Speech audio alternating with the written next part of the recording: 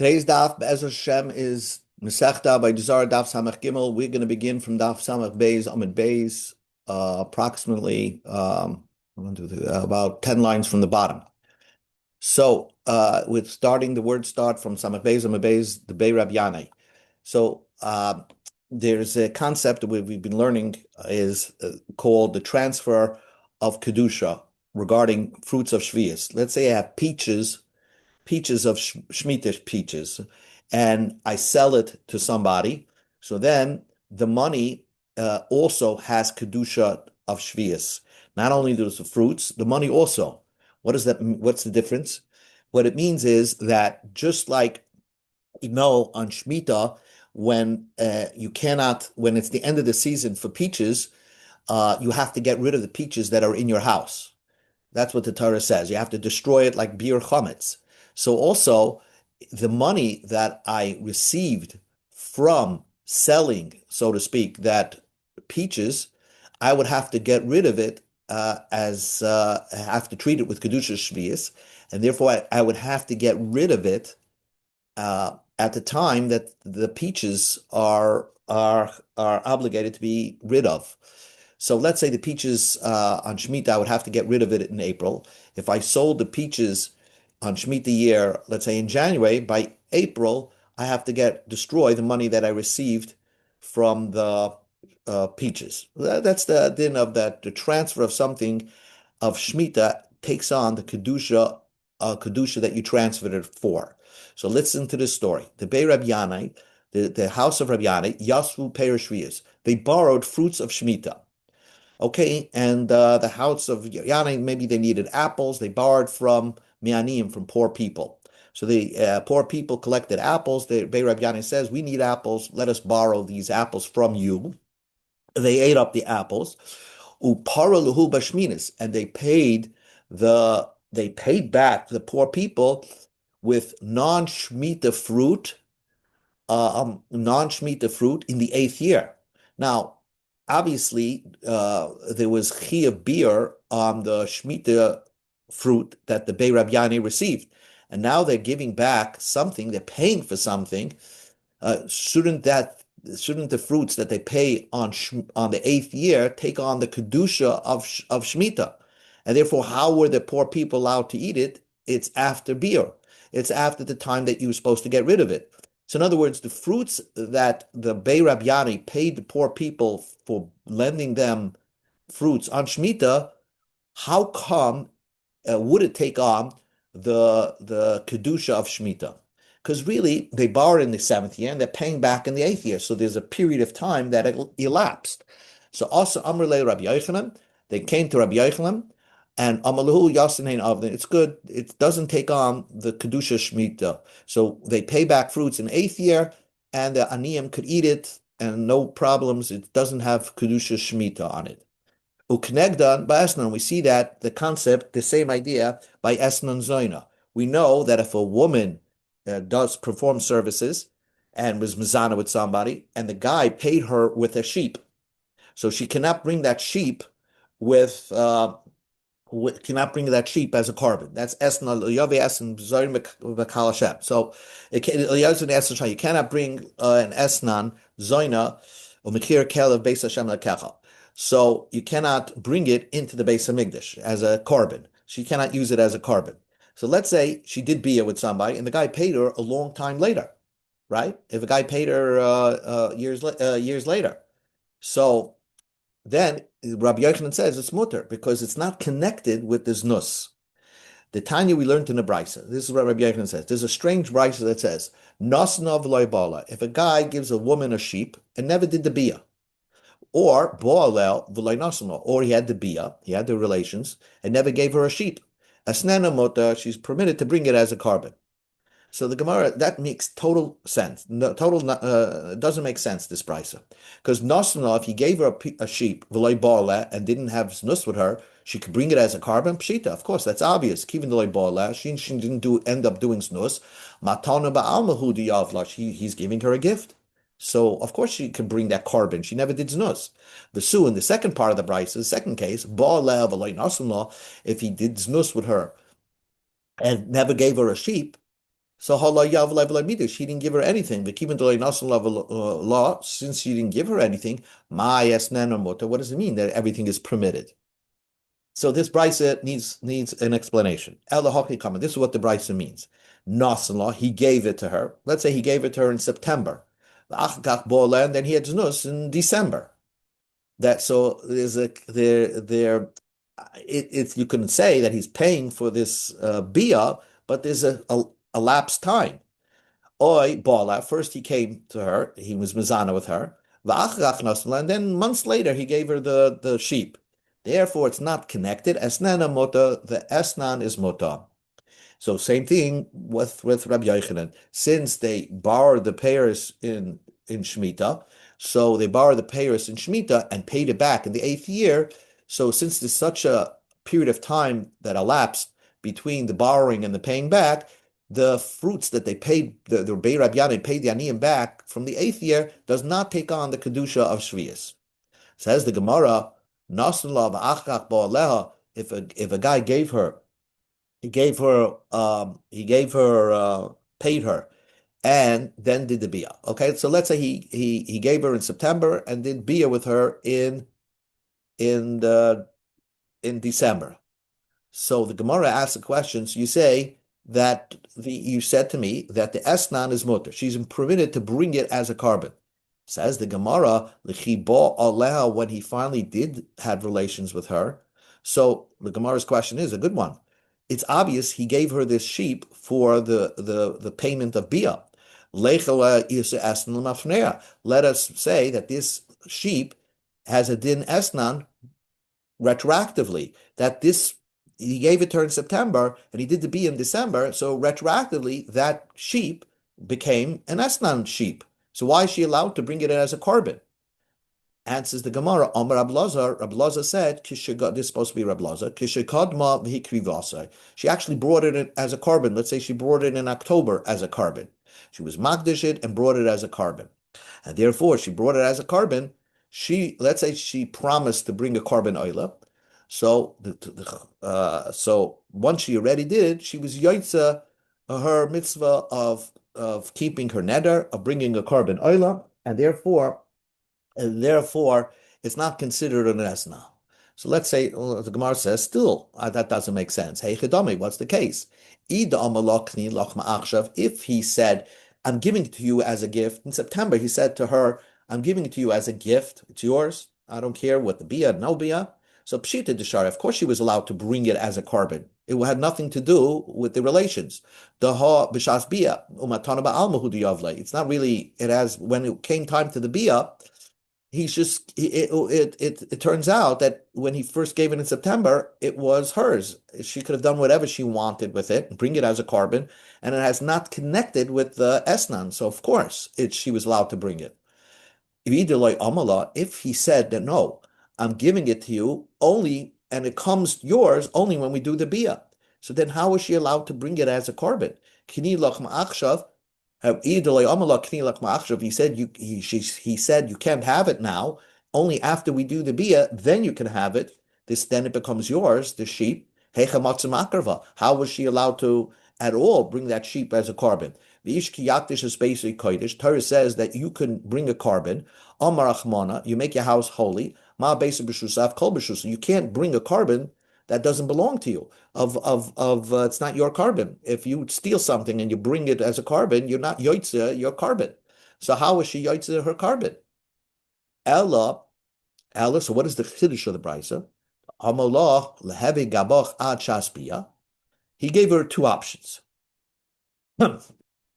Really, it's not yours until the bia happens. So then it really is an esna.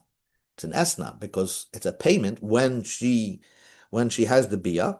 That's when he's paying her with this sheep. So it's an esna. But he also said, if you really need it, it's yours right now. I'm giving it to you as a gift. So since he sort of hinted that he wants it as payment for the bia, so even if she went ahead and used it right away as a carbon, I might think this is payment for the bia. And therefore, when she has the bia, it turns out she wasn't yotza bringing her carbon, she has to bring another one. Kamash Malon, that's the novelty that since he said it's gift to you, it's like he's saying, if you really need it, I'm giving it to you as a gift, and it's not going to be related to the biyah, and therefore, even if we end up having biyah, you could it's fine if you use it as a korban because I'm not going to connect it to the biyah. That's the chiddush. So Boyav Rabbi. So Rabbi asked the question. The question is, in this case, see, the way we learned Pshat, Rabbi Loza learned Pshat, was that he gave her a sheep in September. She was makar of it she brought it as a korban in October, and they did the bia in December. And he said to her, listen, really, I want you to have it in December, the sheep, but if you happen to need it first in October, then it's a good korban. I'm going to pretend that it's a gift to you, and it is not related to the bia. What happens if she didn't bring it as a korban, but she was makdish it as a korban? Is it considered hers and not related to Esnan? That means that, and therefore it's not related to Esnan, so she could go ahead and be makravit. Or since the behemoth is still around at the time of the bia, could be that it has a din Esnan. Rabbi Oishia asked the question, what would be din if she just made it holy but didn't bring it yet as a korban, and in December when she has a bia, she still has that animal. Can she bring it as a korban? Akivan the Amamar, since we said when you makdish something, it almost belongs to Hegdish automatically. It's not yours anymore. Command the akrifte dame. It's as if she brought it as a korban, and therefore it's already not hers. It's not her possession, so it cannot be considered as payment for this nus that she's going to have later. Do we say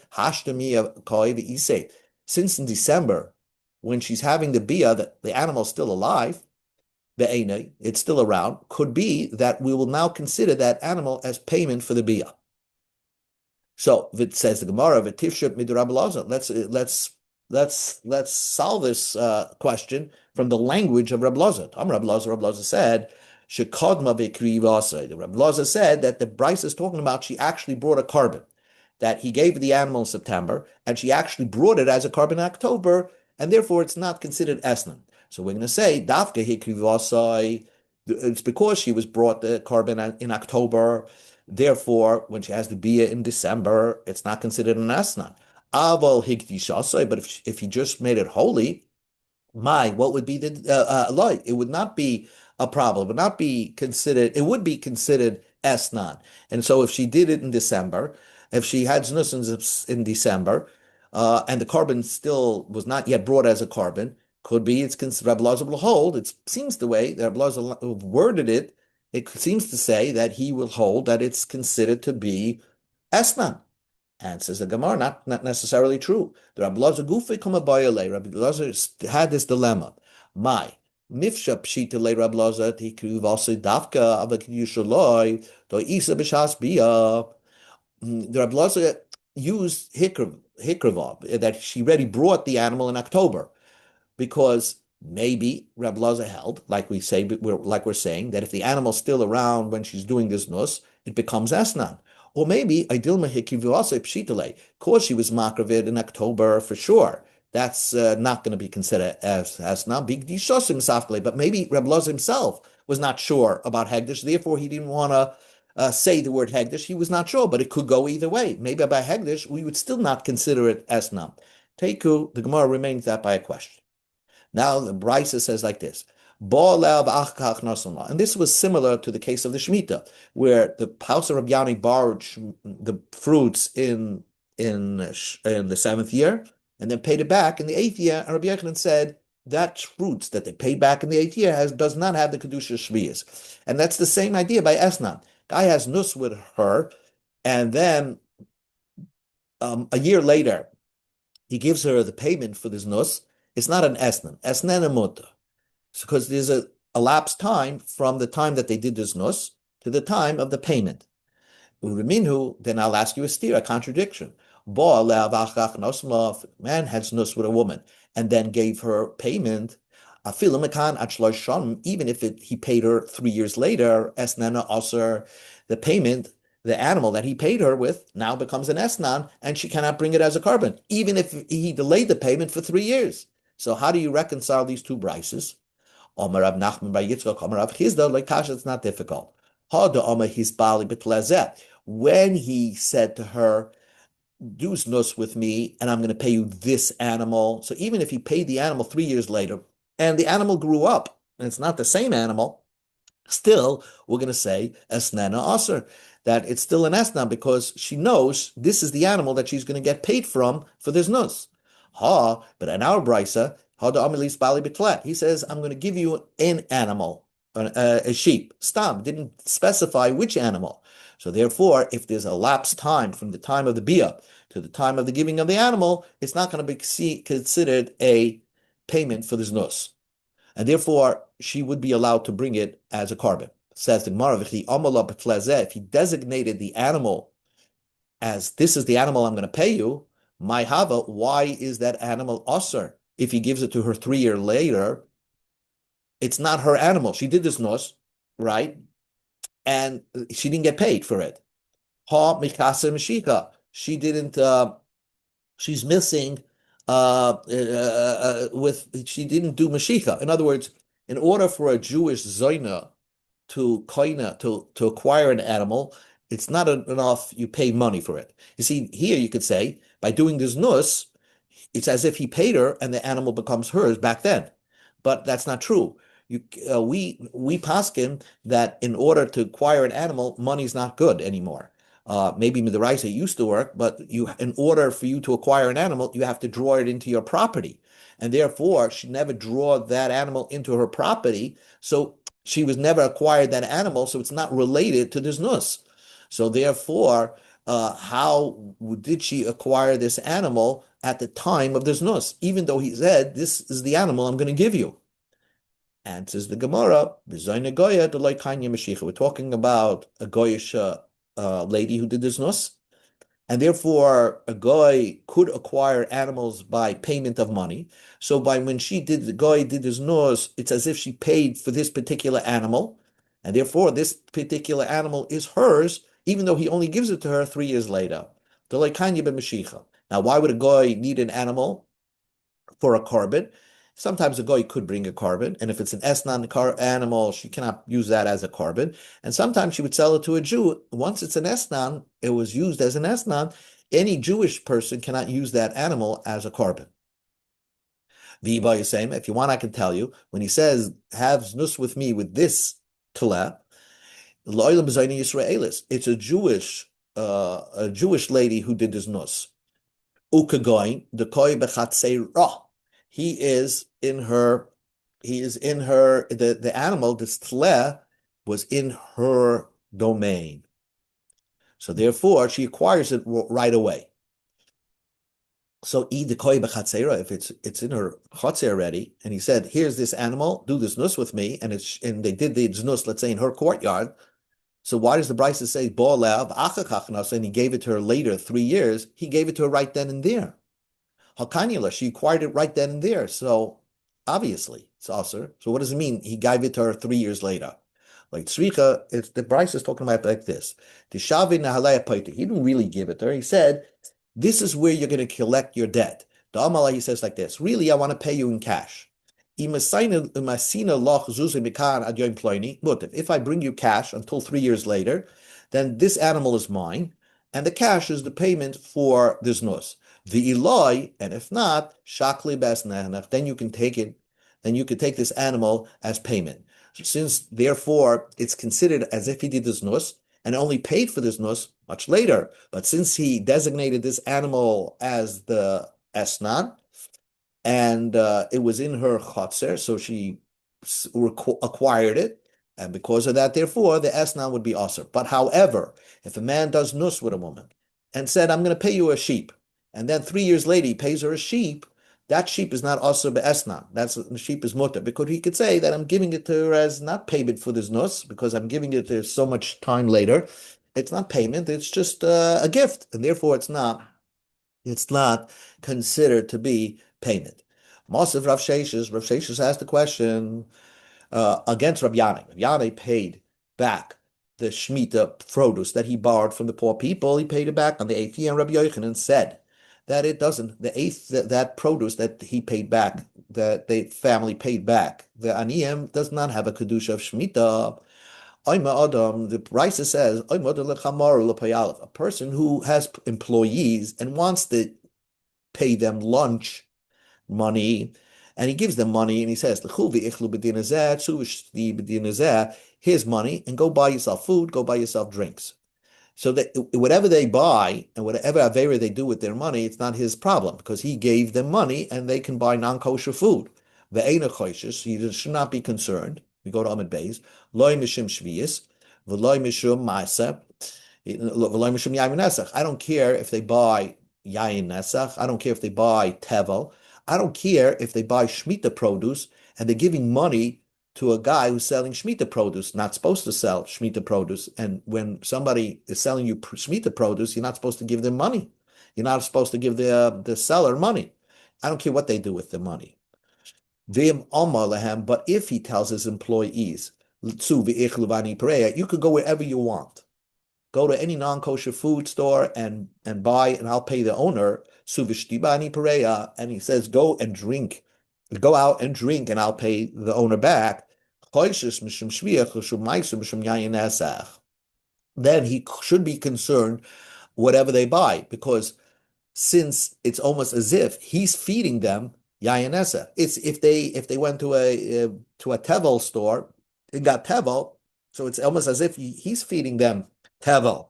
And if they bought from somebody who's choshed on shvius, then he's giving money to a seller who's selling shemitah produce. So that is a problem. Alma. So even if he's paying a time later, let's say he told him go to the store and I'm going to pay the owner of the store in a few months from now. Ki kapara, when you're paying back, the me isa kapara, you're paying back the money of Isser.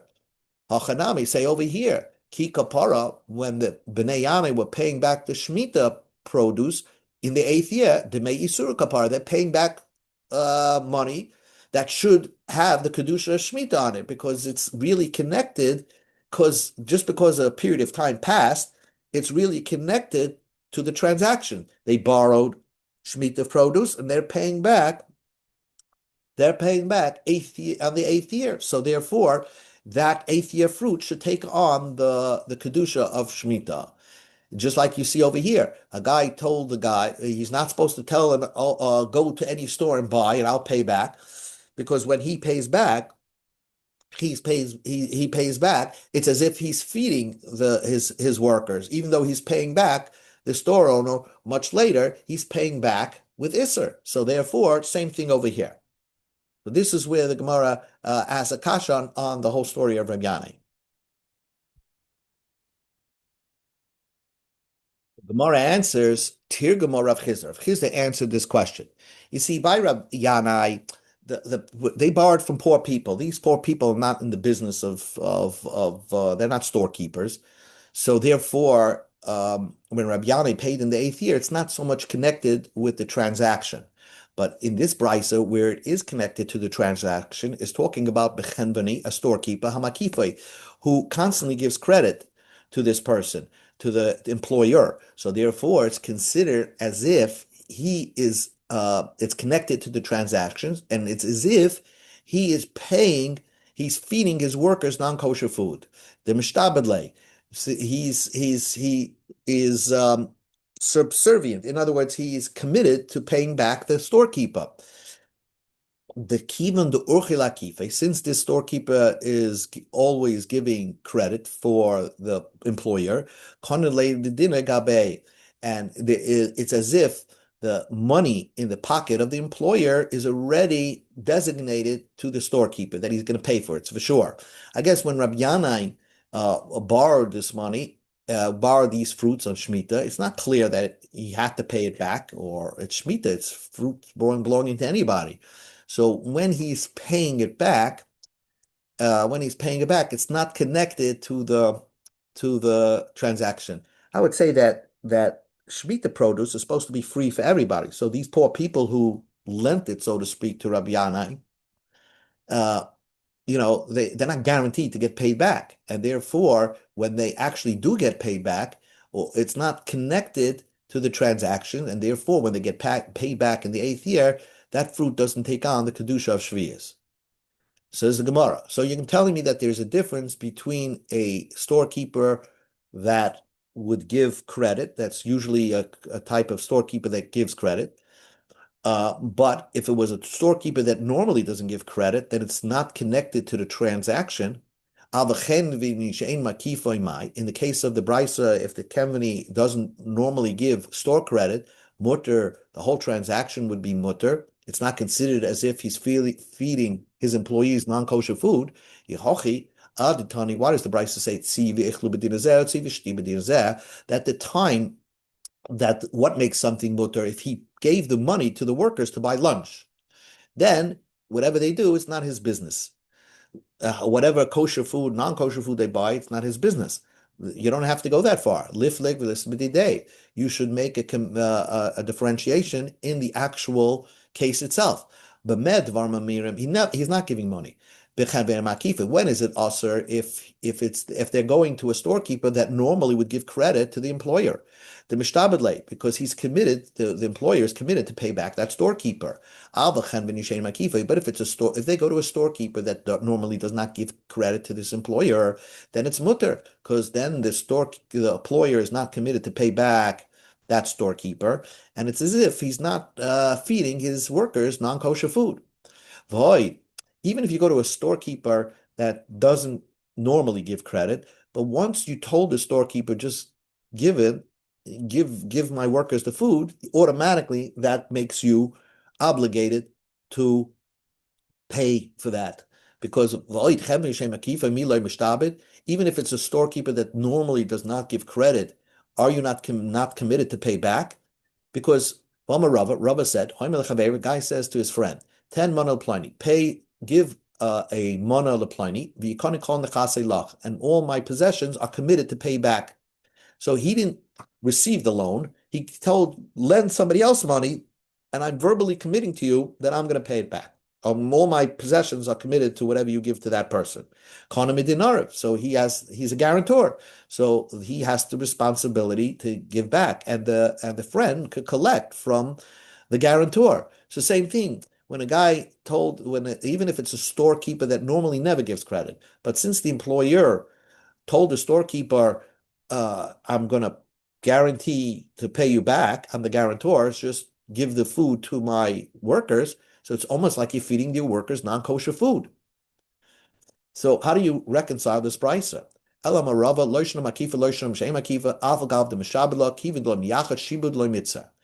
reason, it doesn't matter. A storekeeper, whether he normally gives credit, whether he doesn't normally give credit, the employer, since he did not designate which money he's giving to the storekeeper, so therefore it's not usher. So then why does the Brisa say that there is a problem? He never designated money that he's going to give to the store owner. So why is it considered as if the store owner the employer is feeding his workers non-kosher food? He told a storekeeper, give food to my workers, give them, and they go to a store that sells non-kosher food, tevel food, or he sells Shemitah food. So why is the Brisa say that's a problem? That's as if he's feeding his workers non-kosher food when he didn't designate which money he's giving to the store owner. Papa says you have to say that our Brisa is talking about he already paid for it. He gave the money to the storekeeper. He prepaid, let's say, on a card, and therefore, now that they go into that same store and buy non-kosher foods, it's as if he's feeding his workers. Rav Kahana said, I explained this brisa in front of Rav Zvid from Nardoi Amalei. So he had a problem with that explanation. Why does the brisa say? That all he said is go eat from the store, go drink from the store, and I'm going to pay the store back. Ani pereya. I'm going to pay back. If we're talking about the brisa, it's talking about you actually advance paid. The brisa should say that what you said was, I'm going to make the calculation with the store owner if you actually ate a dinner's worth or he owes me back money. That's what the brisa should say. So the language of the brisa is something off. Amalei, so you're going to have to say, he said, go and eat. And I'm going to make a calculation with the store owner if you ate the actual money that I paid him in advance. But really, we're talking about you paid him in advance. So if you pay a storekeeper in advance and he sells non-kosher products and your workers go in there and take non-kosher products, it's as if you're feeding your workers non-kosher food and you're not allowed to do that. That's what the brisa says. Rav Yashi says, Kagoin shenotal b'nosim b'yad. Really, it's talking about the employer walked into the store, picked the food up in his hand, so he was kind of the food, and then gave it to his workers. And that's why it's also. That he told his workers, go take and eat, go into the store and drink. He should say, take from my hand, to eat, take from my hand to drink. In other words, he's not telling them to go into the store if it's the employer that picked up the food items in the store. Amalei, so you have to say you have to say that's what you have to. The word in the brisa should be that the employer went into the store, took the food himself, the non-kosher food, and now is giving it to his workers. So that's why it's considered as if he's feeding his workers non-kosher food. Bottom line is, in the case of Rabbi Yanai went to these poor people and during Shemitah asked them to lend him some apples. And he only paid back that loan, so to speak, in the 8th year. So since there's such a elapsed time that went from the time that he borrowed it to the time that Rabbi Yanai paid it back, it's not connected to the transaction. It's not connected to the loan. So the fruits that the house of Rabbi Yanai paid back to poor people in the 8th year do not take on the Kedusha Shviyas, and therefore the poor people were allowed to eat that fruit. Exactly what Rabbi Yochanan paskin.